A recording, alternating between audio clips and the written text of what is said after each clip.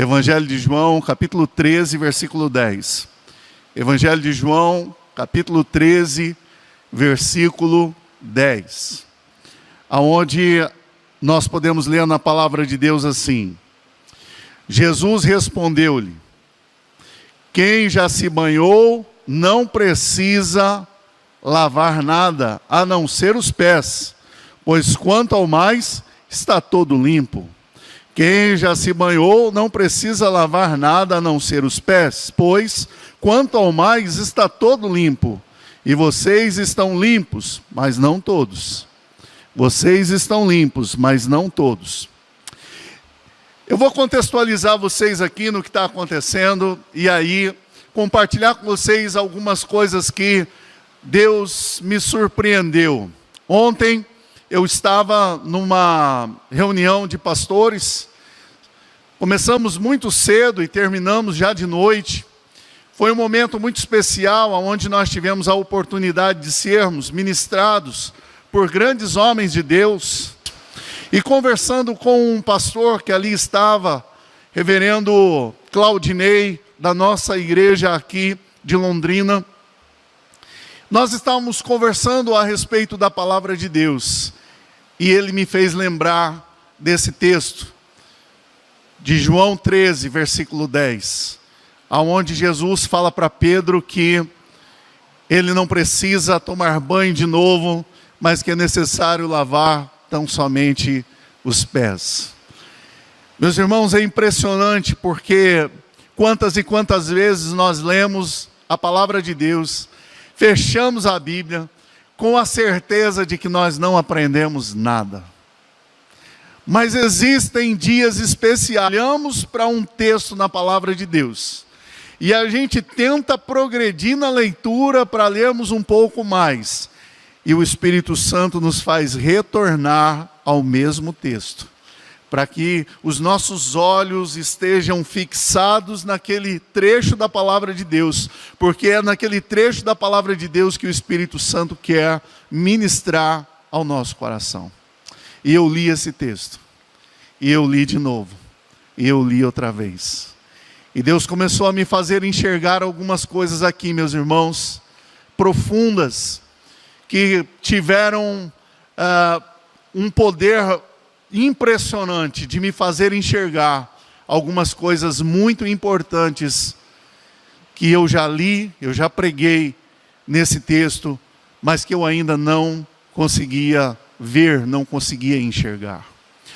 Jesus estava com seus discípulos se preparando para participar da Páscoa, um evento, uma festa super importante dentro da cultura judaica, porque remonta todo um passado de libertação, onde a glória de Deus se manifestou ao seu povo, para conduzir o povo que estava debaixo da opressão dos egípcios para uma caminhada de livramento, para uma caminhada de libertação, para uma caminhada rumo a um destino, a um futuro glorioso que o Senhor havia preparado para eles. Páscoa significa passagem, e essa passagem aonde eles saem do Egito rumo à terra prometida é algo que é muito caro, muito importante, muito precioso aos judeus e também a nós cristãos. Lógico que uma releitura, mas extremamente importante. E Jesus se preparava com os discípulos para participar desta festa. Eis então a surpresa para os discípulos quando Jesus aparece com uma toalha amarrada na cintura, o que causou grande estranheza, o que causou um mal-entendido muito grande no coração dos discípulos, porque para eles alguma coisa estava errada, porque não era Jesus que deveria lavar os pés dos discípulos, mas eram os discípulos que deveriam lavar os pés de Jesus. Jesus está ensinando algo profundo para eles. Jesus está ensinando que no reino de Deus algumas coisas mudam de lugar. Jesus está ensinando a eles o caminho da humildade. Jesus está ensinando a eles o caminho da simplicidade. Jesus estava ensinando a eles o caminho do serviço, da prontidão em servir. Uma das coisas que me chamou muita atenção foi que o reverendo Pezzini, que estava ali ministrando para nós ontem, terminou seu doutorado já há alguns anos nos Estados Unidos, mas ele faz questão de que todos aqueles que são pastoreados por ele, todos aqueles que o conhecem, o chame apenas de Pezzini. Não doutor, não reverendo, não super mega pastor, não, nada disso. Simplesmente de Pezzini. Talvez seja porque ele aprendeu algumas coisas com Jesus. E talvez eu e você precisamos aprender algumas coisas com Jesus, principalmente no que diz respeito à humildade. Filipenses capítulo 2 nos faz lembrar que aquele que é o Filho de Deus, Jesus, deixou a sua glória para se tornando em forma de homem, se tornando não o Senhor, mas querendo simplesmente servir através da encarnação do Verbo, que é descrita de uma maneira muito clara aqui no Evangelho de João. Jesus estava mudando algumas coisas no coração dos discípulos. E eu creio, queridos, que Jesus quer mudar algumas coisas no seu coração.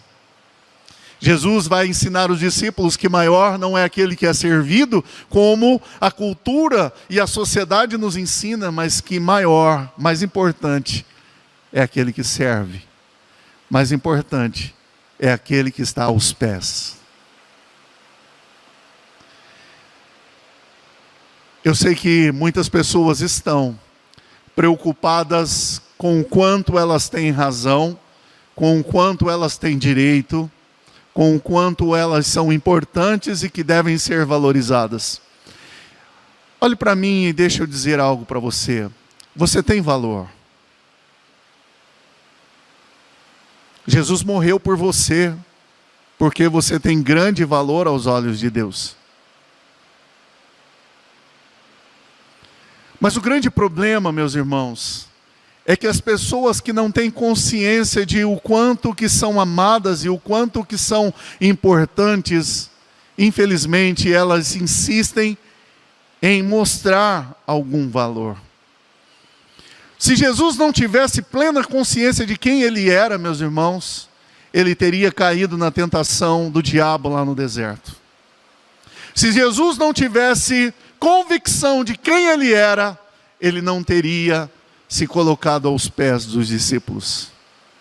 Porque quem sabe quem verdadeiramente é, quem sabe o valor que verdadeiramente tem, é capaz de perdoar, é capaz de andar a segunda milha, e é capaz de servir aqueles que ainda não têm um entendimento tão grande assim. Meus irmãos, o perdão não é algo que alguém mereça. O perdão é algo que nós devemos ofertar. O serviço cristão não é porque alguém merece que você o sirva, mas é que a palavra de Deus nos ensina em 1 Coríntios capítulo 15, lá no final, os últimos versículos, Paulo vai ministrar ao coração daquela igreja dizendo que tudo aquilo que você fizer, faça como para o Senhor. É Ele quem vai te dar o galardão, é Ele quem vai te honrar. É Ele quem vai dar todo o mérito e toda a glória que você merece. Então, quando você serve, você não serve porque alguém merece. Quando você ajuda, você não ajuda porque alguém merece. Quando você faz alguma coisa, você não faz porque alguém merece. Mas quando você serve, quando você perdoa, quando você ama, quando você caminha um pouco mais, você o faz, porque fazendo isso, você está glorificando o Senhor. É difícil, mas esse é o caminho que Jesus nos ensinou. Jesus está no lugar onde Ele não deveria estar. Ele é o Senhor, Ele é o Mestre, mas está aos pés de homens ignorantes, de homens limitados, de homens difíceis de lidar. E então Jesus chega aos pés de Pedro, para lavar os pés de Pedro. E Pedro vai dizer para Jesus: Jesus, para. Está errado. Não está certo isso não, Senhor. O Senhor é o Mestre. Talvez Pedro estava querendo ensinar Jesus, e dizendo para Jesus assim: para, Jesus, eu vou te ensinar como é que funciona. Não é o Senhor que lava o nosso pé, é a gente que lava o seu pé. Jesus, eu acho que o Senhor não está entendendo qual é a sua posição e qual é a nossa posição. Mas Jesus sabia qual era a sua posição. Jesus sabia qual era a posição dos discípulos. Mas Jesus queria ensiná-los algo muito mais profundo. E Pedro, na sua arrogância, talvez perdido em meio aos valores humanos, mundanos, de uma sociedade que valoriza quem tem mais poder, quem tem mais dinheiro, quem é mais importante aos olhos do povo, Pedro não está entendendo o que Jesus está fazendo. E então ele diz: Jesus, não faça isso. Tomado da sua arrogância de querer ensinar alguma coisa para Jesus, Jesus vai dizer a ele que ele ainda não aprendeu tudo o que ele deveria saber. E talvez Jesus estivesse dizendo para ele: olha, Pedro, tem algumas coisas que estão para acontecer que você não tem noção. Quando, queridos, nós nos perdemos na nossa arrogância, nós tomamos atitudes equivocadas. Quando nós nos perdemos na nossa arrogância, achando que sabemos muita coisa, de que somos muito capazes, às vezes a gente erra, fala o que não deve, faz o que não precisa. Mas é mais para frente que Pedro vai entender o que Jesus estava querendo ensinar para ele. Quando ele, numa decisão tomada pelas suas emoções, ele arranca da sua espada, corta a orelha de um homem chamado Malco.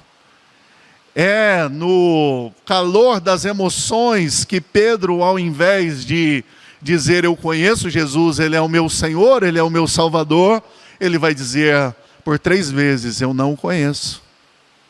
É na arrogância do coração de Pedro que ele tem o grande constrangimento de sentar-se à beira da praia, no mar da Galileia, e ter Jesus olhando nos seus olhos e perguntando: Pedro, tu me amas?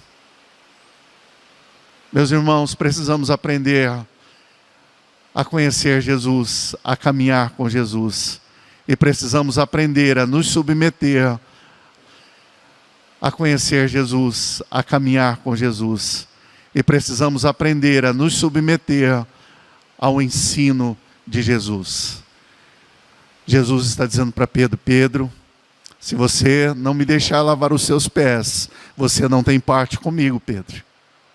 Pedro, entenda o que eu estou querendo ensinar para você aqui, Pedro. Preste atenção. É como que Jesus estivesse dizendo para ele: Pedro, fique calado, você já está falando bobagem demais. Simplesmente se submeta ao que eu estou ensinando para você. Mas Pedro é o homem que fala. Pedro não é o homem que se cala, é o homem que fala. E aí ele vai dizer: então, Jesus, se é para ser assim, não lave apenas os meus pés, lave as minhas mãos, lave a minha cabeça. Talvez Pedro quisesse dizer para Jesus: Jesus, joga logo essa bacia de água em cima de mim, eu quero ficar limpo. Eu quero ficar limpo. Meus irmãos, existe algo profundo nesse texto que Jesus quer nos ensinar.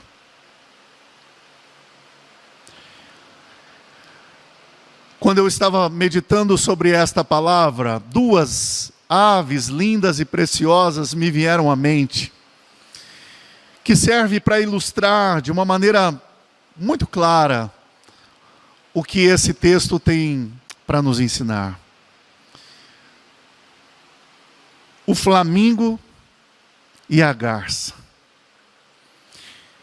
Nós podemos encontrar na natureza flamingo, uma ave africana, um flamingo que é de um laranjado fortíssimo, uma plumagem linda, um flamingo que é um pouco mais rosado, e algumas aves brancas. Por que é que nós podemos encontrar colorações diferentes na mesma ave? Por causa das algas que essas aves comem, e então dá o tingimento e o colorido lindíssimo à sua plumagem. Mas o flamingo é uma ave que pode estar no lugar onde nenhum outro animal pode estar. O flamingo pega o alimento, pega as algas, pega determinados mariscos num lugar onde nenhum outro animal pode estar. O flamingo, ele vive num habitat muito inóspito, porque o flamingo, ele vive dentro dos lagos vulcânicos, uma água extremamente ácida, e o flamingo está ali. Mas o interessante, meus irmãos, é que tanto o alimento que serve para o flamingo, quanto o alimento que serve para alimentar os seus filhotes, se encontra numa água ácida, que nenhum outro animal pode estar. Mas o flamingo ali está. Dali, daquele lugar, daquele habitat, aonde nenhum outro animal pode estar, o flamingo está, para tirar o alimento para si e para os seus filhotes. Meus irmãos, o flamingo pisa nas águas ácidas dos lagos vulcânicos, mas essas águas não têm poder de feri-lo e nem de marcá-lo. Sabe por quê, meus irmãos? Porque logo depois que ele ali pega o alimento para si e para os seus filhotes, ele se aproveita de pequenos.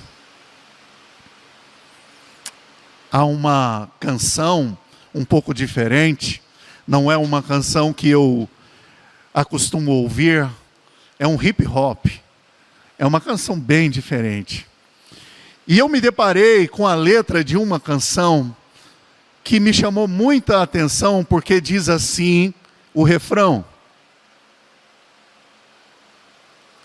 a arte da garça, a arte de viver em meio à lama, sem sujar as vestes. A arte da garça, a arte de viver em meio à lama, sem sujar as vestes. Jesus está ensinando a Pedro que é necessário lavar os pés, porque eles já estavam limpos.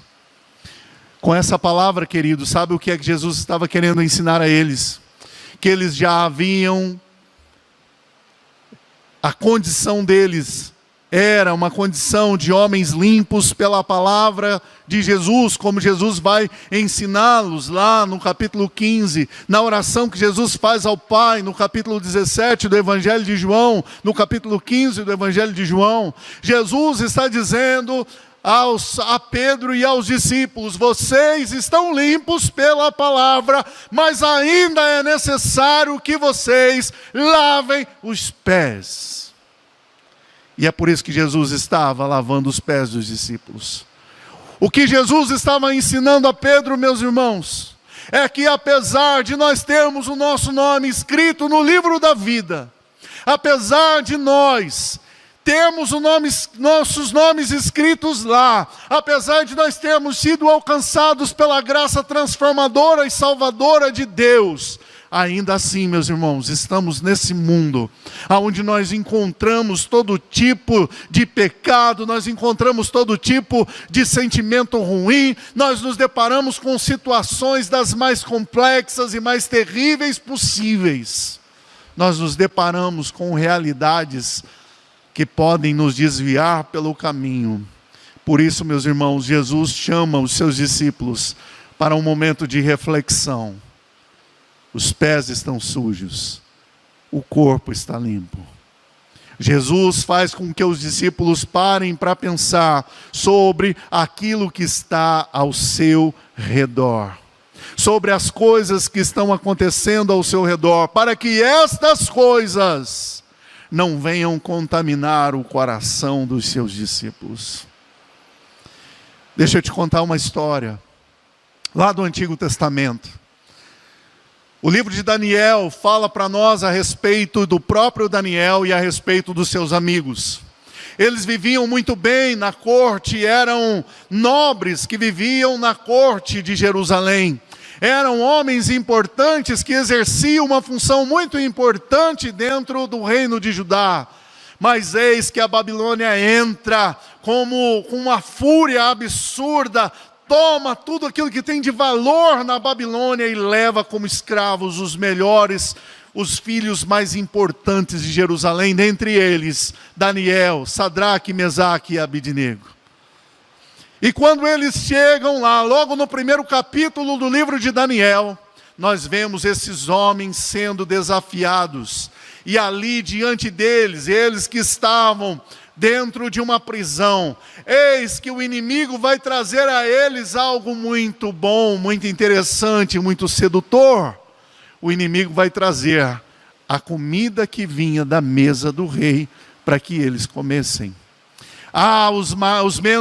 Os mais desavisados, logo que chega o bom vinho, logo que chega os queijos, as carnes, os pães, eles não pensam duas vezes, e então tomam aquela comida deliciosa, e se esbaldam da comida do banquete que vem da mesa do rei, e eles comem, eles comem, eles comem. Mas Daniel chama o copeiro do rei para dizer a ele: olha, eu quero te fazer um pedido. Não me interprete mal, mas eu quero te fazer um pedido. Eu não quero comer essa comida. Eu acho que nessa hora, meus irmãos, o copeiro do rei deve ter entrado em parafuso. Porque se ele não quer comer da melhor comida da Babilônia, ele quer comer o quê? Daniel vai dizer: olha, deixa a gente comer as frutas, as verduras. Aí o copeiro fica assustado, vai dizer para eles: mas vocês vão emagrecer, e eu é que vou ter que dar conta de vocês. E então Daniel vai dizer: olha, vamos fazer um teste. Dá uma semana para a gente vai comer isso. E eles comem. E quando chega no final daquele período, o copeiro do rei olha para eles, olha para os outros que comeram do banquete do rei, e vai perceber que Daniel e os seus amigos estão com um aspecto mais saudável do que os outros que comeram do banquete do rei. Deixa eu te falar uma coisa, meu irmão, você que está aqui, você que está acompanhando a gente nessa live aí na sua casa, deixa eu dizer uma coisa para você. O inimigo coloca diante de nós um sedutor banquete, porque ele sabe que se nós nos deixarmos levar pelas suas más intenções, se nós nos desviarmos do caminho, nós estamos perdidos. Meu irmão, nem tudo aquilo que te parece interessante, gostoso, vai te levar para o céu. Nem tudo aquilo que te parece bom, que vai te saciar agora, vai te dar um certo alívio nesse momento, nada disso pode necessariamente colaborar para que você esteja melhor. Porque lá em Provérbios vai nos dizer que o sabor do pecado parece doce, mas o final, meus irmãos, continua sendo a morte, a dor, a tristeza, a destruição. Porque o diabo veio para matar, roubar e destruir, e aquilo que ele coloca diante de nós, aquela conversa que muitas vezes entra pelos nossos ouvidos dizendo: ah, não tem problema, todo mundo faz, é assim mesmo, por que você não vai fazer isso? Ou por que você não vai experimentar isso? Deixa de ser bobo. Todo mundo experimenta, todo mundo faz, todo mundo responde desse jeito, todo mundo age dessa maneira. O que você vai perdoar? O que você vai acolher? O que você vai andar junto? Como pode? Deixa de ser tonto. Quem sabe você não ouviu isso essa semana mesmo?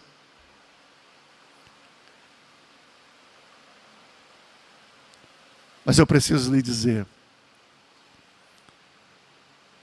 hoje nós não temos o banquete do rei, e graças a Deus não estamos presos, mas isso não significa que Satanás não venha colocar diante de nós muitas situações, onde nós vamos nos sujar, onde nós vamos entrar no lamaçal do pecado, porque o diabo sabe que existe apenas uma coisa que pode impedir o agir de Deus na sua vida, é o pecado. E então ele te seduz, para que você ouça o que você não deve, para que você veja o que não deve ver, para que você fale o que não deve falar, porque se você assim proceder, você vem para caminhar no caminho dele, abrindo mão do caminho de Deus. Jesus está dizendo para Pedro: Pedro, você já está limpo. mas é necessário lavar os pés. Pedro, você está no caminho certo, mas é necessário que você se purifique, para que nada venha te impedir de experimentar o melhor de Deus para a sua vida. Meus irmãos, o Senhor tem um convite para nós nessa noite. Diria mais que um convite, um desafio, de nós resgatarmos o caminho da santidade na nossa vida. Porque, meus irmãos, os crentes que não se importam em caminhar por este caminho, serão os crentes fracassados e derrotados ali na frente, logo mais. E então a vida em abundância que o Senhor tem para você, você vai abrir mão. Por causa de um momento de prazer, por causa de um momento em que você deveria se calar e você não aguentou e você falou o que não devia. No momento em que você deveria se fechar no seu quarto para orar, mas você prefere estar, como diz o Salmo 1, na roda dos escarnecedores. Rindo das mesmas piadas, contando as mesmas histórias. O que o Senhor tem para você é algo muito melhor. E é por isso que Jesus vai dizer: Pedro, eu tenho que lavar os seus pés, porque se você não lavar os pés, você não tem parte comigo. Jesus está dizendo: é necessário que você se purifique todos os dias. É necessário que você se purifique em todos os momentos, para que você não perca o alvo, para que você não perca o foco, para que você não se perca no meio do caminho.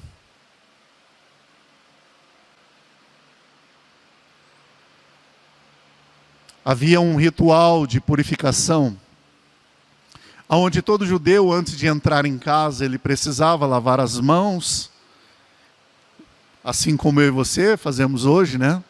Hoje lavamos muito mais as mãos do que antes, mas era um ritual de purificação que eles cuidavam de uma maneira muito excelente, de uma maneira muito séria. E então a primeira coisa que eles faziam era lavar as mãos, lavando as mãos até o alto do cotovelo. E aqueles mais abastados, logo vinha um escravo que se colocava aos seus pés com uma bacia e lavava os seus pés também, para que os seus pés não sujassem a casa. Porque todo homem, toda pessoa que entendia esse propósito que foi criado dentro dessa cultura, entendia que não deveria levar para dentro da sua casa nenhum tipo de impureza. Abra o seu coração e entenda o que o Espírito Santo está ministrando a nós nessa noite. Nenhum homem, nenhuma mulher deve entrar em sua casa trazendo impureza para o seu lar. Essa é a lição da purificação, meus irmãos. Quantas coisas nós não trazemos para infectar o coração da nossa família. Um dia de estresse que amargurou o nosso coração, nós entramos em casa irritados, xingando todo mundo, brigando com todo mundo. A amargura que amargurou o nosso coração lá fora, nós estamos trazendo para dentro de casa para amargurar todo mundo, sem se preocupar que com os outros também, eles também têm dificuldade. E nós então derramamos a amargura do coração sobre a nossa família. Meus irmãos, as coisas erradas que muitas vezes seguimos por caminhos que não devemos, e isso vai afetar toda a nossa casa, vai prejudicar o futuro dos nossos filhos. Meus irmãos, lembra da história de Jonas? Por causa do pecado de Jonas, quase que uma tripulação inteira se afogou. Todos iriam morrer se Jonas não fosse lançado no mar. Meus irmãos, o zelo pela santidade não preserva apenas você do inferno, mas o zelo pela santidade preserva a sua casa da destruição. Quando você cuida do seu coração, você está preservando a sua família. quando você cuida da sua vida, quando você se protege para que as impurezas do pecado, as influências diabólicas que estão na televisão, na internet, nas redes sociais de maneira geral, nas conversas de botequim, nas conversas com aqueles amigos de trabalho que só sabem falar bobagem, que só sabem amargurar, nunca tem uma coisa boa para compartilhar. Quando você se deixa levar por esse tipo de coisa, e você entra na sua casa e derrama isso sobre o seu lar, você não apenas está se contaminando, mas está contaminando todos aqueles que estão com você. Então, meu querido, antes de você entrar em casa, veja o que é que vai entrar com você. Que quando você pisar no seu lar, a paz de Cristo esteja contigo. Foi isso que Jesus ensinou os discípulos. Olha, vocês vão de 2 em 2, vão visitando as casas, e a primeira coisa que vocês devem fazer quando chegar numa casa é saudar, dizendo: a paz esteja sobre este lar. Ô meu irmão, quantas coisas não seriam diferentes na nossa casa se a gente entrasse em casa pensando dessa maneira?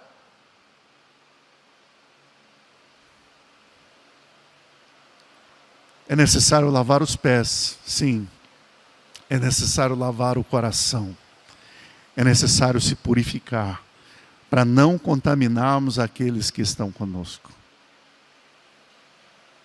Eu termino a mensagem de hoje com um conselho do apóstolo Paulo, na carta aos Filipenses, inclusive. No capítulo 3, a partir do versículo 12, aonde nós vamos ler assim. Paulo nos diz: não que eu tenha recebido isso ou já tenha obtido a perfeição. Olha só, Paulo está dizendo isso. Mas prossigo para conquistar aquilo para o que também fui conquistado por Cristo Jesus. Irmãos, quanto a mim, não julgo havê-lo alcançado, mas uma coisa eu faço. O que é que Paulo faz? Uma coisa faço: esqueço-me das coisas que ficam para trás e avanço para as que diante de mim estão. Prossigo para o alvo, para o prêmio da soberana vocação de Deus em Cristo Jesus.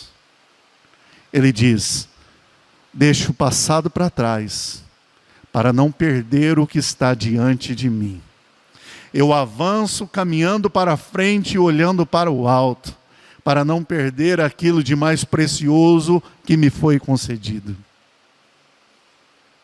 Meus queridos, esse é o conselho da palavra de Deus para o seu coração. Se você quer experimentar o melhor de Deus, é necessário que você olhe para frente. Não olhe para os lados, porque você pode afundar como Pedro afundou. Não olhe para trás, porque quem olha para trás fica como a mulher de Ló e vira uma estátua de sal, porque não vai nem para trás e nem para frente. Mas é necessário que você faça como está escrito em Hebreus no capítulo 12. Olhe para o autor e consumador da sua fé. O teu nome está escrito no livro da vida. Amém? Aleluia. Mas não se esqueça, ainda é necessário seguir pelo caminho da santificação. E seguir o caminho da santificação é dizer não para o pecado, é dizer não para o passado e dizer sim para Jesus. Não apenas um dia, mas todos os dias. Jesus disse isso para Pedro. Jesus diz isso para mim e para você nessa noite. Que Deus te abençoe, que Deus te guarde, que Deus seja contigo e te dê vitória em nome de Jesus.